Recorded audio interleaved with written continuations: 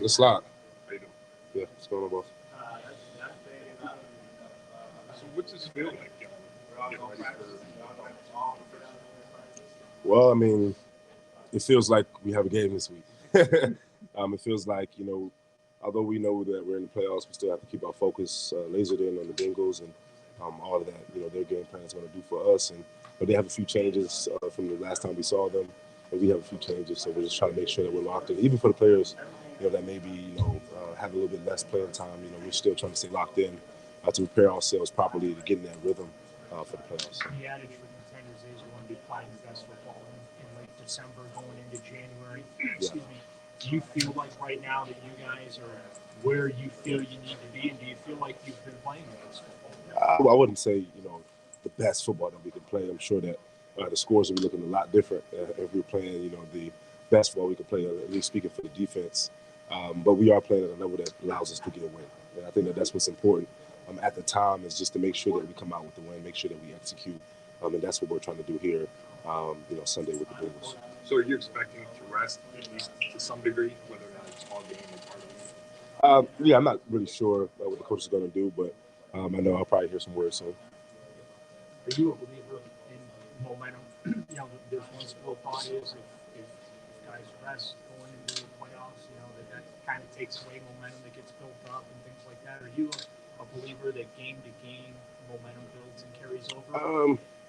I'm not necessarily like a big momentum guy, at least off the field.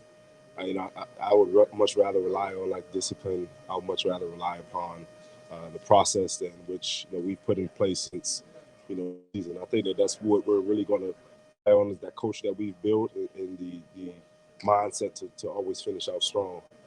Momentum inside of the game though is a real thing. You got the crowd and everything pumping you up. That's a real thing. But as far as like off the field, we're just trying to follow into the process that we've been doing and making sure that we come out with the win. And that starts, Sunday. So. How does Cincinnati look different to you with Brown and quarterback? I'm sure that we're going to be expecting some more, quick passes than we usually have. They're not trying to get them hit or anything. I know our D-line has been doing a great job putting pressure on quarterbacks, but it looks a lot different. I mean, they're proficient in what they do. 70% completion rate from Brown. And so I think that the offense is not an offense that we got to say, this quarterback isn't a good quarterback. He's an excellent quarterback, and he's done a great job for him so far. They've been keeping the ball well. I think they're +8 in the turnover margin, so that's a great stat to have. So it's just like any game. We're going into it, trying to follow into the coach's plan and follow through and making sure that all of our processes come to fruition. Joe Flacco's impact on the field is pretty obvious. What's he meant to you guys off the field? Yeah, I mean, he's an anchor. He's able to know guys personally, and what I mean by personally is to understand personalities. He came into the locker room, and guys are calling him cuz, and all type of stuff. I think he quoted I think Coop one time. But again, like it's when you're in the locker room, and especially as a quarterback, being an anchor, you have so many different personalities. You have so many different types of people.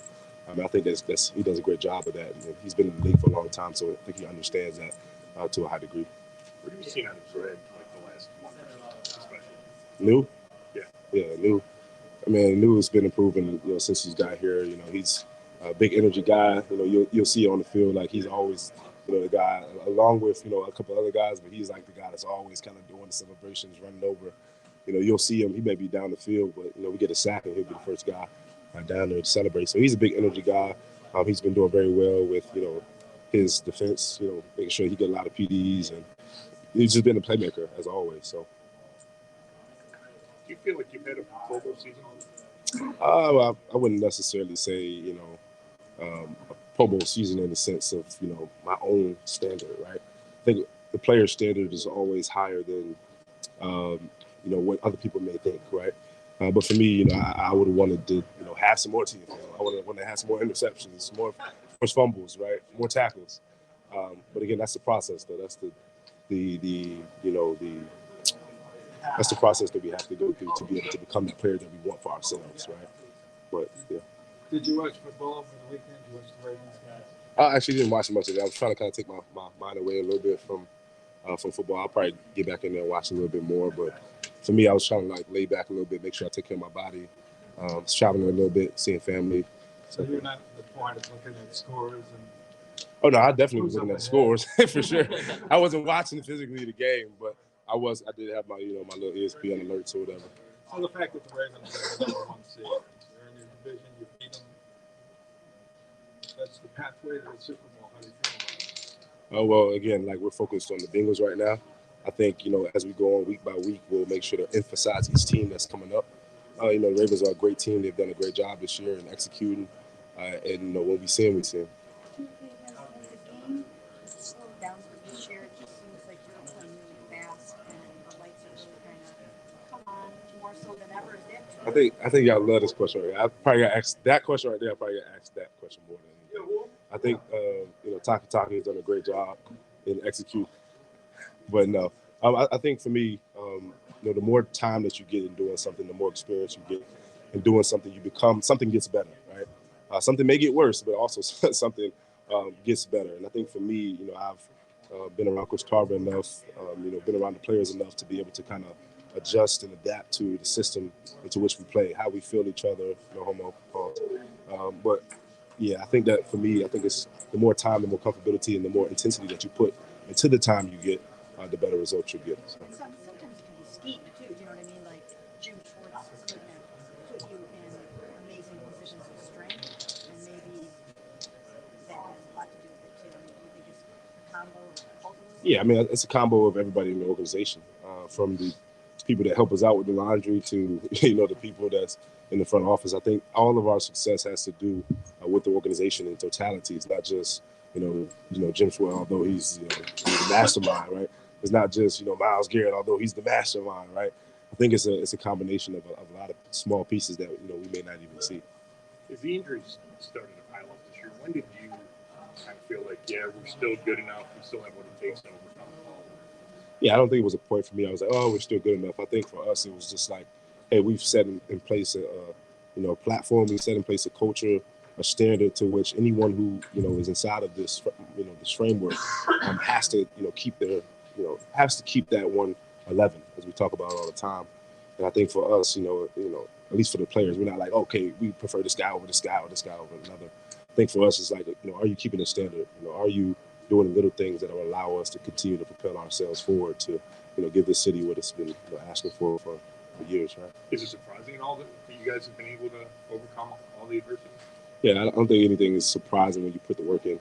I think for us, we've put the work in, the processes in, and we would have wanted the season to go a bit better, right? Of course, but I think for us, it's week by week, it's second by second, it's hour by hour. How can we be better than what we were, that last hour or that last second, right? So I think that's really the mind frame in which we are right now. There's A-Walk. Right? I haven't seen A-Walk in a long time. Was it kind of going off of that? You guys always talked about this next man up in time. Was there a moment that you noticed that kind of turned from like a cliche in football to like, we really do fully embody this as a team? I mean, you see that in camp. You got guys going out of camp. We have joint practices, and you see guys that fill in. You may throw a guy in there during the joint practices. That's maybe going with the threes or whatever, but he still is able to kind of embody that culture that we've set in mind, body, and spirit to be able to be out there with the tenacity and do his job. And I think that's the basics. Football is all about the fundamentals, and I think for us, the guys that come in know the fundamentals and are able to implement those things to give us the best result. What makes Browns Bengals? It just seems that there's something between these two teams. What makes games between you guys?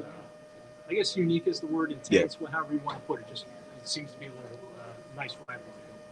Well, I think the obvious is that we're in the same state, right? I think the obvious is we've always had some chatter coming from each side, and again, I mean, it's a prideful state. It's a prideful two teams, and I think that anytime you have those two mixed into one game and one atmosphere, it's always a battle. It's always an atmosphere, no matter who's playing. So, okay, you want to say something?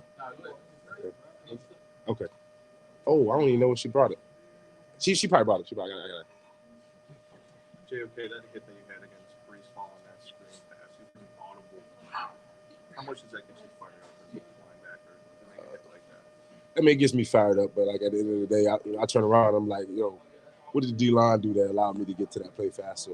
You know, what did the safeties tell me on that play? So I think a lot of the things, you know, you see somebody execute a play, and like again, it goes back to what I was saying about the whole organization.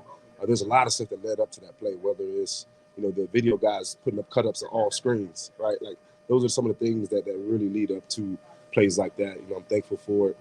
Of course, you know, we celebrate those, you know, those big, you know, small wins, and I think at the end of the day, you know, I give the glory to all those who made it happen. So. Hey, Jeremiah, Last one. Joe told us he kind of got to a point in his career where stats just don't matter. He just wants to win. You just made a comment about you wish maybe you had a few more tackles or more interceptions or whatever.